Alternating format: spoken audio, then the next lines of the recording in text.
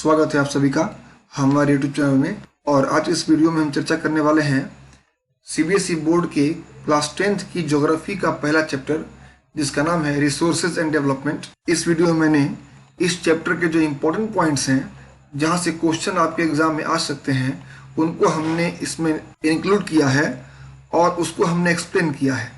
तो ये पूरा वीडियो नोट्स के रूप में है, जो आपके लिए बहुत ही इम्पोर्टेंट हो सकता है, आपके लिए बहुत यूजफुल और हेल्पफुल हो सकता है।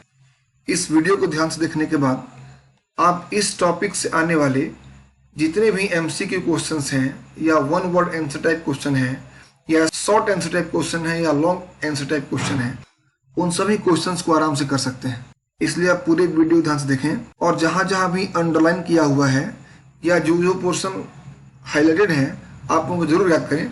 ये सभी आपके एग्जामिनेशन के लिए बहुत ही महत्वपूर्ण हो सकते हैं।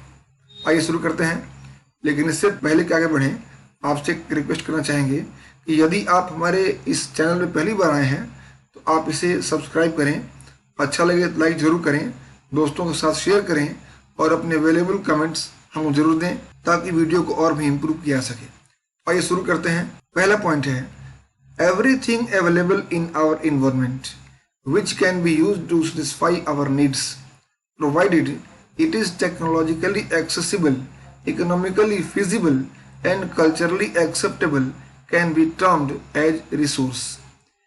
जितनी भी चीज़ें हमारे इन्वायरमेंट में अवेलेबल हैं और जो हमारी आवश्यकताओं की पूर्ति कर सकती हैं, लेकिन शर्त यह है कि जो भी हमारे इन्वायरमेंट में अवेलेबल चीज़ें हैं उनका टेक्नोलॉजिकली एक्सेसिबल होना चाहिए, यानी हमारे पास उनके उपयोग करने के लिए टेक्नोलॉजी या प्रौद्योगिकी होनी चाहिए। वो इकोनॉमिकली फिजिबल हो, आर्थिक रूप से संभाव्य हो। मतलब ये हुआ कि जो रिसोर्स आप यूज करने जा रहे हैं वो आपके लिए इकोनॉमिकली फायदेमंद हो, एंड कल्चरली एक्सेप्टेबल, और सांस्कृतिक रूप से वो आपके लिए स्वीकार्य हो। तब हम उन चीज़ों को जिनमें ये सारी शर्तें पूरी होती हो, हम रिसोर्स कह सकते हैं। दूसरा पॉइंट है human beings interact with nature through technology and create institutions to accelerate their economic development. जो ह्यूमन बीइंग है, जो मानव जाति है, वह अपने टेक्नोलॉजी के माध्यम से, अपनी प्रौद्योगिकी के माध्यम से प्रकृति में उपलब्ध सभी जो चीज़ें हैं, जो हमारे पास संसाधन हैं, जो वस्तुएं उपलब्ध हैं, उनके साथ इंटरेक्ट करता है मानव, और अपने इकोनॉमिक डेवलपमेंट को और तेज करने के लिए वो संस्थाओं का निर्माण करता है, और उन संस्थाओं की मदद से जो भी हमारे इन्वायरमेंट में अवेलेबल है रिसोर्सेज, उनको बनाता है उपयोगी। तीसरा पॉइंट है everyone think that resources are free gifts of nature. ऐसा सब मानते हैं, सबको ऐसा लगता है कि हमारे नेचर में जो हमको रिसोर्सेज मिले हैं वो सारे फ्री हैं, वो नेचर के द्वारा हमको गिफ्ट किए गए हैं। बट दे आर नॉट, लेकिन ऐसा है नहीं। Resources are a function of human activities. Resources परिणाम है ह्यूमन एक्टिविटीज की, मानव जाति द्वारा या मानव द्वारा की गई गतिविधियों का परिणाम है रिसोर्सेज। मतलब ये हुआ कि जो भी रिसोर्सेज हमारे इन्वायरमेंट में है, या जो भी चीज़ें हमारे इन्वायरमेंट में अवेलेबल हैं, उन सभी चीज़ों को ट्रांसफॉर्म करने का काम ह्यूमन बीइंग करता है। और ह्यूमन बीइंग की एक्टिविटीज़ की वजह से ही ये सारी अवेलेबल जो थिंग्स हैं हमारे इन्वायरमेंट में, वो हमारे लिए रिसोर्स के रूप में उपलब्ध होती हैं। तो ऐसा नहीं है कि नेचर ने हमको सीधे गिफ्ट के रूप में उन चीज़ों को दे दिया है, बल्कि नेचर में जो भी चीज़ें अवेलेबल हैं, हमारे इन्वायरमेंट में जो भी वस्तुएं उपलब्ध हैं, उसको ह्यूमन गतिविधियों के द्वारा, ह्यूमन एक्टिविटीज़ के द्वारा रिसोर्स के रूप में परिवर्तित किया जाता है। चौथा पॉइंट है human beings themselves are essential components of resources. मानव समुदाय या मानव जाति अपने आप में स्वयं रिसोर्सेज का एक बहुत ही महत्वपूर्ण कंपोनेंट है। मनुष्य भी संसाधनों का एक हिस्सा है, अर्थात ये भी एक संसाधन है। ह्यूमन रिसोर्स के नाम से आपको आगे एक चैप्टर पढ़ना होगा, एक टॉपिक आपको पढ़ने को मिलेगा ह्यूमन रिसोर्स के रूप में। ये आपने 9th में पढ़ा भी होगा। आगे बढ़ते हैं। They transform material available in our environment into resources and use them. मानव क्या करता है कि जो भी मटेरियल अवेलेबल है हमारे एनवायरनमेंट में, उनको रिसोर्स के रूप में ट्रांसफॉर्म करता है, परिवर्तित करता है और उनका इस्तेमाल अपने लाभ के लिए करता है। अब बात करें क्लासिफिकेशन ऑफ रिसोर्सेज की। रिसोर्सेज का वर्गीकरण, संसाधनों का वर्गीकरण, तो इसको कई बेसिस पे डिवाइड किया गया है, क्लासिफाइड किया गया है। पहला है on the basis of origin. इसका मतलब ये है कि रिसोर्सेज का उत्पत्ति के आधार पर जो किया गया है क्लासिफिकेशन, रिसोर्सेज की उत्पत्ति कैसे हुई, रिसोर्स कैसे बने, इस आधार पर रिसोर्स को बांटा गया दो भागों में। पहला है बायोटिक और दूसरा है एबायोटिक, जैविक और अजैविक, या जैव या अजैव। दूसरा है on the basis of exhaustibility. इसका अर्थ है समाप्यता के आधार पर, मतलब रिसोर्स के समाप्त होने की जो संभावनाएं हैं, उन संभावनाओं के आधार पर भी रिसोर्सेज को बांटा गया है। तो पहला है रिन्यूएबल और दूसरा है नॉन रिन्यूएबल। इसके बारे में आगे आपको पढ़ना है डिटेल में।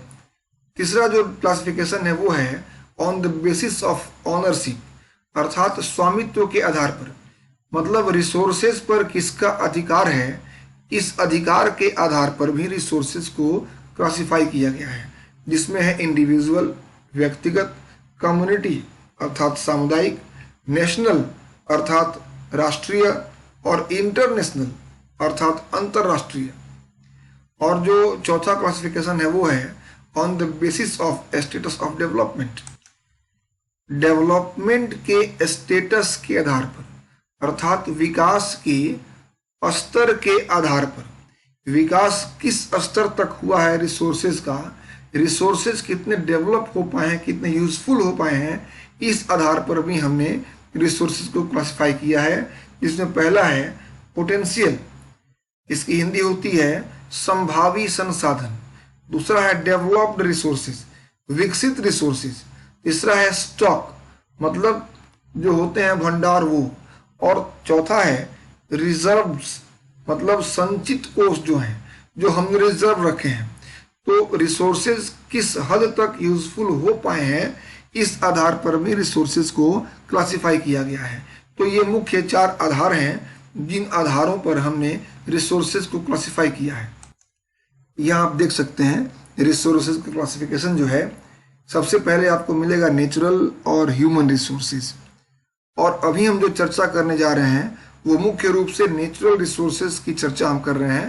ह्यूमन रिसोर्सेज के बारे में आगे आपको पढ़ने को मिलेगा।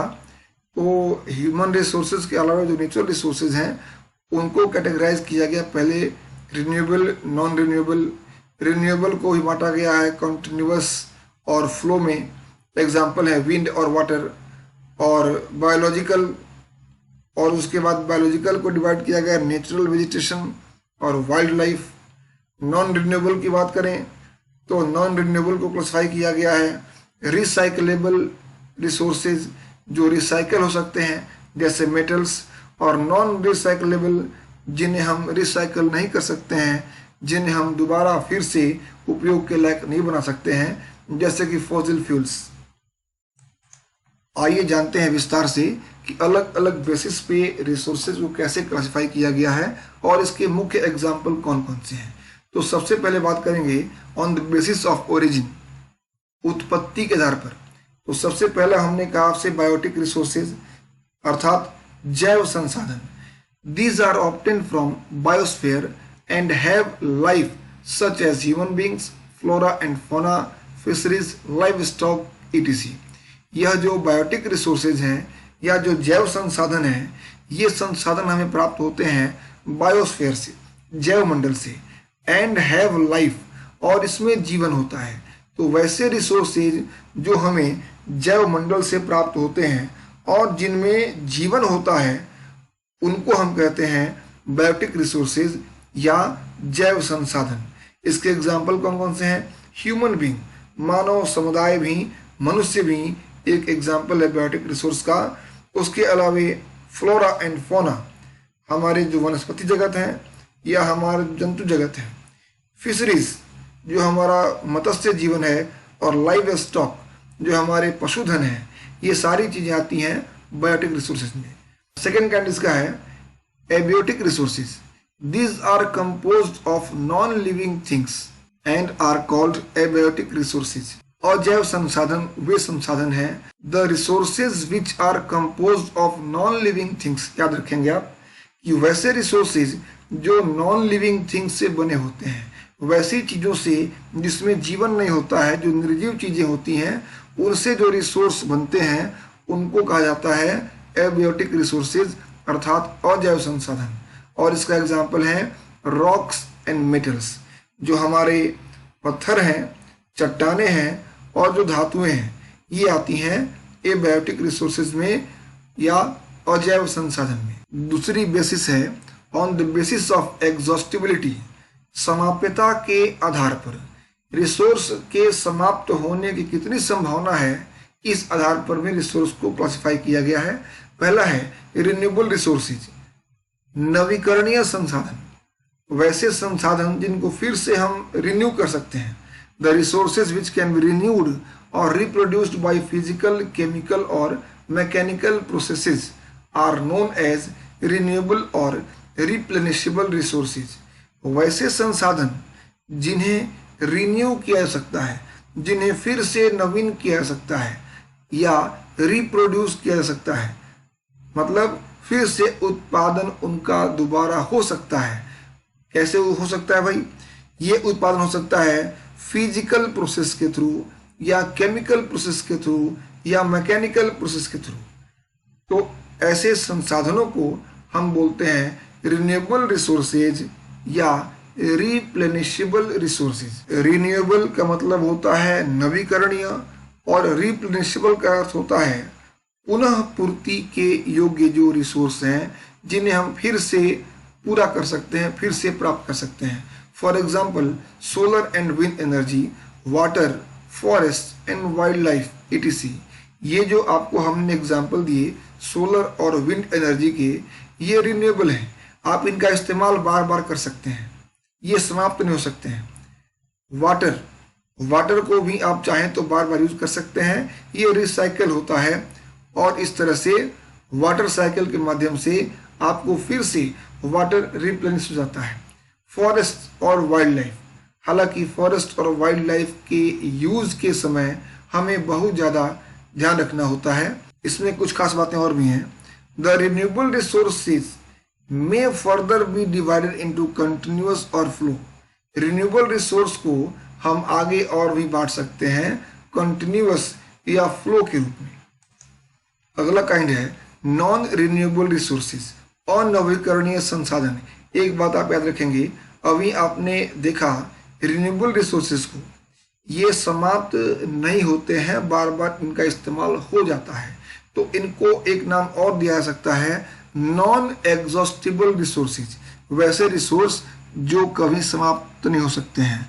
अब बात करेंगे नॉन रिन्यूएबल रिसोर्स की, अनवीकरणीय संसाधन की। These occur over a very long geological time। ये ऐसे रिसोर्सेज हैं जो बहुत ही लंबी भूगर्भिक अवधि के अंतराल के बाद उत्पन्न होते हैं। These resources take millions of years in their formation। और यह जो रिसोर्सेज हैं, जो नॉन रिन्यूएबल रिसोर्सेज हैं, जो अनवीकरणीय संसाधन हैं, इन संसाधनों का, इन रिसोर्सेज का फॉर्मेशन होने में मिलियंस ऑफ ईयर लग जाते हैं, मतलब लाखों वर्ष लग जाते हैं। Some of the minerals and fossil fuels, मतलब जो हमारे खनिज हैं और जो जीवाश्म ईंधन है, are examples of such resources. ये इसके एग्जाम्पल हैं, ये नॉन रिन्यूएबल रिसोर्सेज का उदाहरण है। Some of the resources like metals are recyclable and some like fossil fuels cannot be recycled and get exhausted with their use.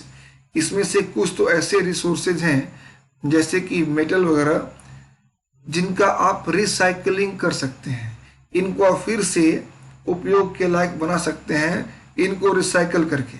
ये recyclable है, इनको आप दोबारा प्रोड्यूस कर सकते हैं, इनका पुनः चक्रण कर सकते हैं आप।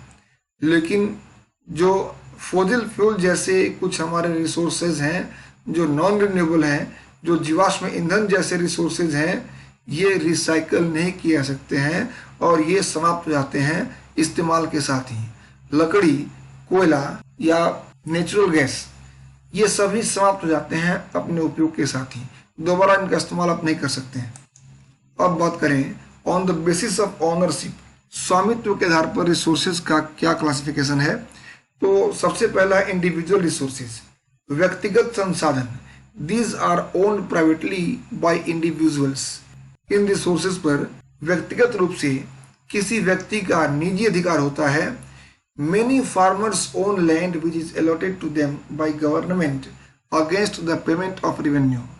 बहुत से किसान ऐसे हैं जिनके पास जमीनें हैं और जिनको जमीन सरकार ने दी है और सरकार को उस जमीन के बदले में वो किसान रेवेन्यू पे करते हैं, लगान दिया करते हैं। In villages there are people with land ownership but there are many who are landless. गांवों में ऐसे बहुत से लोग हैं जिनके पास अपनी ज़मीनें हैं और ऐसे भी कुछ लोग हैं जिनके पास ज़मीनें नहीं हैं, जो लैंडलेस हैं, जो भूमिहीन हैं। Urban people own plots, houses and other property. और शहरों में जो लोग होते हैं उनके पास बड़े बड़े भूखंड होते हैं, प्लॉट होते हैं, मकान होते हैं और दूसरी प्रॉपर्टी होती है। या प्लांटेशन, बगान, पॉस्चर लैंड, चारागाह का जो क्षेत्र है वो, पॉन्ड्स, तालाब एंड वाटर इन वेल्स और कुओं में पानी, ये सभी ऐसे संसाधन हैं जो इंडिविजुअल होते हैं, किसी विशेष व्यक्ति के होते हैं, तो इन्हें इंडिविजुअल रिसोर्स कहा जा सकता है। नेक्स्ट पॉइंट है कम्युनिटी ओन्ड रिसोर्सेज, सामुदायिक संसाधन। There are resources which are accessible to all the members of the community. कुछ ऐसे भी संसाधन होते हैं जिस पर समाज के सभी लोगों की पहुंच समान रूप से होती है। जैसे विलेज कॉमन्स, इसमें क्या क्या शामिल है, grazing grounds, burial grounds, village ponds, ये सारी चीज़ें आती हैं कम्युनिटी ओन रिसोर्सेज में। इसके अलावा public parks, picnic spots, play grounds, ये जो शहरी क्षेत्रों में होते हैं, अर्बन एरियाज में, ये सबके लिए एक्सेसिबल होते हैं जो लोग वहाँ रहते हैं। तो ये सारी चीज़ें जो समुदाय के सभी लोगों के लिए उपलब्ध हों, वो रिसोर्स आते हैं कम्युनिटी ओन रिसोर्सेज में। नेक्स्ट पॉइंट है नेशनल रिसोर्सेज, राष्ट्रीय संसाधन। टेक्निकली, तकनीकी रूप से, all the resources belong to the nation. जितने भी रिसोर्स देश की सीमा के अंदर उपलब्ध हैं वो सारे राष्ट्र की संपत्ति हैं, वो राष्ट्र के हैं। The country has legal powers to acquire even private property for public good. याद रखेंगे कि सरकार के पास यह वैधानिक अधिकार होता है कि सरकार पब्लिक गुड के लिए, आम जनता की भलाई के लिए किसी प्राइवेट प्रॉपर्टी को भी चाहे तो एक्वायर कर सकती है, किसी निजी संपत्ति को भी चाहे तो कब्जे में ले सकती है। All the minerals, water resources, forest, wild life, land within the political boundaries and oceanic area up to 12 nautical miles, meaning 22.2 km from the coast, termed as territorial water and resources therein belong to the nation. जितने भी minerals हैं, जो खनिज पदार्थ हैं, या जो हमारे जल संसाधन हैं, या हमारा जंगल है, या हमारा वन्य जीव संसाधन है, और इसके अलावे जो हमारे देश की भौगोलिक सीमा के अंदर, राजनीतिक सीमा के अंदर आने वाली जमीन है, और साथ ही साथ जो ओशनिक एरिया है, समुद्री क्षेत्र है, कहाँ तक, 12 नॉटिकल माइल्स तक। इसकी मीनिंग होती है 22.2 किलोमीटर। जिस क्षेत्र को हम कहते हैं टेरिटोरियल वाटर, महासागरीय क्षेत्र या भूभागीय समुद्र, and resources there in belong to the nation. और इस 12 नॉटिकल माइल्स के अंदर तक जितने भी संसाधन मिलते हैं वो संसाधन देश की संपत्ति होते हैं, वो राष्ट्रीय संसाधन होते हैं, वो होते हैं national resources. Number D, international resources, अंतर्राष्ट्रीय संसाधन। This are regulated by international institutions. इनकी ऊपर जो ये संसाधन है इंटरनेशनल रिसोर्सेज, ये नियंत्रित होते हैं अंतर्राष्ट्रीय संस्थाओं के द्वारा। Oceanic resources, beyond 200 nautical miles of the exclusive economic zone belong to open ocean and no individual country can utilize this without the concurrence of international institutions। जो तट रेखा है उससे 200 नॉटिकल माइल्स की जो दूरी है, उस दूरी से आगे जो ओपन ओशनिक एरिया है वह सबके लिए ओपन है और कोई भी इंडिविजुअल कंट्री बिना अंतर्राष्ट्रीय सहमति के, बिना अंतर्राष्ट्रीय संस्थाओं के अनुमति के उस ओपन ओशनिक एरिया में रिसोर्सेज को लेके यूज नहीं कर सकता है। तो हमारे तट रेखा से 200 नॉटिकल माइल की दूरी से आगे जो ओपन ओशन है उसमें जो भी रिसोर्स मिलेंगे वो इंटरनेशनल रिसोर्स में कंसिडर किए जाएंगे। एक बात आप जरूर जानें कि इंडिया को अधिकार दिया गया है मैंगनीज नोडुल्स निकालने का। हमारे एक्सक्लूसिव इकोनॉमिक जोन से आगे का जो क्षेत्र है जो इंडियन ओशन के अंतर्गत आता है, तो वहाँ से इंडियन ओशन के बेड से इंडिया को दिया गया अधिकार निकालने के लिए मैंगनीज नोडुल्स को।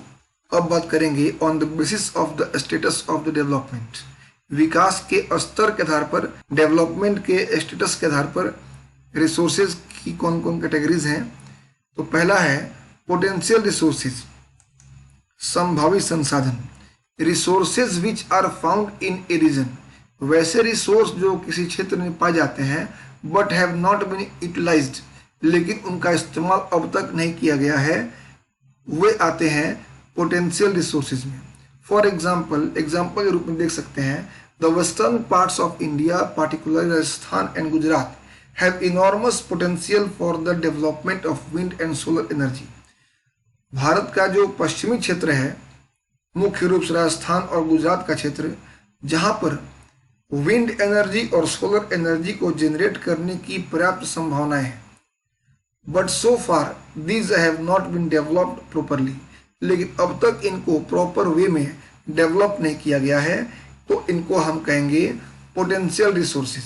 पोटेंसी है, क्षमता है, लेकिन अभी तक इनका इस्तेमाल होना शुरू नहीं हो पाया है अच्छे ढंग से, तो ये हो गया potential resources.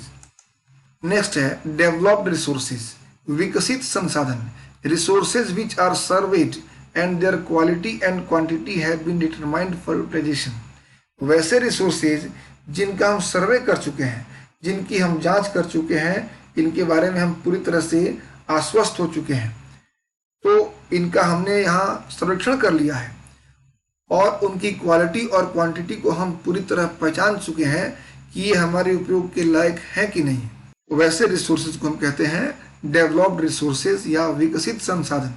The development of resources depends on technology and level of their feasibility, और जो हमारे रिसोर्सेज का डेवलपमेंट है, जो हमारे संसाधनों का विकास है, वो डिपेंड करता है हमारी तकनीकी पर, और हमारे तकनीकी की जो फिजिबिलिटी है, जो संभाव्यता है, उसके लेवल पर ये डिपेंड करता है कि इन रिसोर्सेज का डेवलपमेंट किस स्तर तक हो सकता है। नेक्स्ट पॉइंट है number C, stock. Materials in the environment which have the potential to satisfy human needs, वैसे मटेरियल जो हमारे इन्वायरमेंट में अवेलेबल हैं और जिनमें क्षमता है कि वो मानव समुदाय की आवश्यकता की पूर्ति कर सकते हैं, but human beings do not have the appropriate technology to access these are called stock. लेकिन मानव समुदाय के पास, मनुष्य के पास ऐसी वो उपयुक्त तकनीकी नहीं है, प्रौद्योगिकी नहीं है, जिसकी इस्तेमाल से वह इन मटेरियल्स का इस्तेमाल अपने आवश्यकताओं की पूर्ति के लिए कर सके, उसको कहा गया stock. For example, water is a compound of two inflammable gases, hydrogen and oxygen H2O, which can be used as a rich source of energy. और हम जानते हैं कि हाइड्रोजन में एनर्जी की बहुत अधिक संभावनाएं हैं, हम इनका इस्तेमाल एनर्जी सोर्स के रूप में कर सकते हैं, but we do not have the required technical know how to use them for this purpose. लेकिन हमारे पास जो आवश्यक तकनीकी की जरूरत है वो हमारे पास नहीं है ताकि हम इनका उपयोग कर सकें। Hence it can be termed और कंसीडर्ड एज स्टॉक, इसलिए इसको हम स्टॉक कहते हैं। मतलब ये भंडार है, रखे हुए हैं, हमारे पास तकनीकी नहीं इनका इस्तेमाल कर सकें। Next point, reserves, these are the subset of the stock. यह जो रिजर्व्स हैं या संचित कोष हैं, यह स्टॉक का ही एक हिस्सा है, हमारे भंडार का एक हिस्सा है। Which can be put into use with the help of existing technical know how, जिनका इस्तेमाल हम वर्तमान में उपलब्ध तकनीकी ज्ञान के आधार पर कर सकते हैं। But their use has not been started, लेकिन उनका इस्तेमाल हमने करना भी प्रॉपर वे में शुरू नहीं किया है। This can be use for meeting future requirements, इनका इस्तेमाल आने वाले फ्यूचर की आवश्यकताओं की पूर्ति के लिए किया जा सकता है। River water can be use for generating hydro electric power, but presently it is being utilized only to a limited extent. जो हमारे रिवर में वाटर है उसका यूज हम टरबाइन के माध्यम से कर सकते हैं हाइड्रो इलेक्ट्रिसिटी को जनरेट करने के लिए। वर्तमान में हमारे पास उसके लिए तकनीकी भी है, लेकिन हमने उसका इस्तेमाल एक लिमिटेड स्तर तक ही अब तक किया है। हम उसका खुलकर इस्तेमाल नहीं कर पा रहे हैं और हमने उसको रखा है आने वाले फ्यूचर की आवश्यकताओं को पूरा करने के लिए। दस the water in the dams, इसलिए जो डैम्स में वाटर है वो वाटर, और जो फॉरेस्ट है इज ए रिजर्व, यह रिजर्व है। Which can be used in the future, जिनका इस्तेमाल हम आने वाले भविष्य में कर सकते हैं। तो इस तरह से हमने जाना कि रिसोर्सेज का क्लासिफिकेशन कैसे किया गया है, कौन कौन बेसिस पे किया गया है। तो हमको लगता है कि आपके लिए ये वीडियो उपयोगी सिद्ध होगा। अगर आपने ध्यान से इसको देखा है तो आप महसूस करेंगे कि आपका कॉन्सेप्ट इस टॉपिक के बारे में कम से कम स्पष्ट हो गया होगा। और अगर ऐसा है और आपको लगता है कि इससे आपको लाभ हो सकता है या हो रहा है, तो आप इसे लाइक जरूर करें, दोस्तों के साथ शेयर करें और अपने वैल्यूएबल कमेंट्स हमको जरूर दें। अगले पार्ट को लेके हम मिलेंगे आपको दूसरे वीडियो में। Thank you for watching.